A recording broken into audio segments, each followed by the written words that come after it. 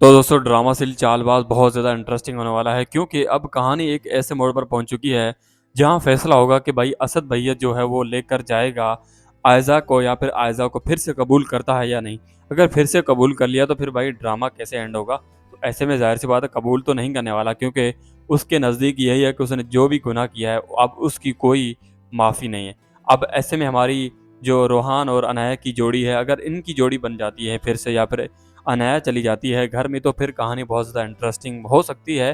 कुछ टाइम के बाद इस ड्रामे को एंड कर दिया जाता है। लेकिन नहीं, भाई अगर इस ड्रामे को एंड ही नहीं करना तो फिर ज़ाहिर-सी बात है आयज़ा को कुछ ऐसा झटका देकर उसको मार ही दो। अब उसको आप ख़त्म करेंगे तो ही तो फिर कुछ आगे कहानी बढ़ेगी ना। फिर आप फिर वही अगर वो कैरेक्टर ख़त्म ही नहीं हो रहा तो फिर ज़ाहिर-सी बात है उसकी भी तो सीन दिखाने हैं।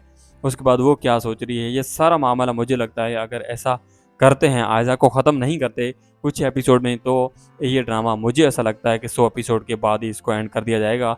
जिस तरह से इस ड्रामे की रीच है, जिस तरह से इसको देखा जा रहा है, वैसे में इस ड्रामे को बहुत जल्द एंड नहीं किया जाने वाला। अगर ऐसा नहीं होता, आयज़ा की डेथ नहीं दिखाई जाती, तो ये ड्रामा मज़ीद ज़्यादा घसीटा जा सकता है। अब ऐसे में नेक्स्ट अगर एपिसोड की बात करें तो एपिसोड बहुत ज़्यादा इंटरेस्टिंग होने वाली है क्योंकि अब आयज़ा और असद का आमना-सामना होगा। असद फैसला करेगा कि भाई जो है बच्चा मुझे चाहिए, बाकी हमारा काम हो चुका है, अब लड़की जो है आपकी है या फिर ऐसे में हमारा उससे कोई मकसद नहीं रहा। मकसद था वो पूरा हो गया, अब हम अपने बच्चे को लेकर जा रहे हैं, जो भी करेंगे। अब ऐसे में ज़ाहिर-सी बात है आयज़ा भी कोई ऐसे तो है नहीं, उसने बड़ी मुश्किल के साथ बच्चे को जब पैदा किया है तो अब वो तो क्या ऐसे ही छोड़ देगी, बोलेगी कि हाँ भाई लेकर जाओ, मेरा कसूर था, मेरी गलतियाँ थी, मैं मानती हूँ। ऐसा नहीं होगा। आयज़ा भी यहाँ पर कुछ ना तो करेगी ना, अब ऐसा हो ही नहीं सकता कि वो बच्चा भी दे दे। तो ऐसे में मुझे ऐसा लगता है कि आयज़ा को यहाँ पर ख़त्म कर देंगे तो फिर कहानी बहुत ज़्यादा इंटरेस्टिंग बन सकती है। तो फिर कहानी में आएगा मज़ा और ऐसे में फिर रोहान और अनाया की कहानी को दिखाया जा सकता है। फिर अनाया जो है वो किस तरह से अपना इक़्तिदार सँभालती है, वो फिर किस तरह से सँभालती है और क्या कुछ करती है।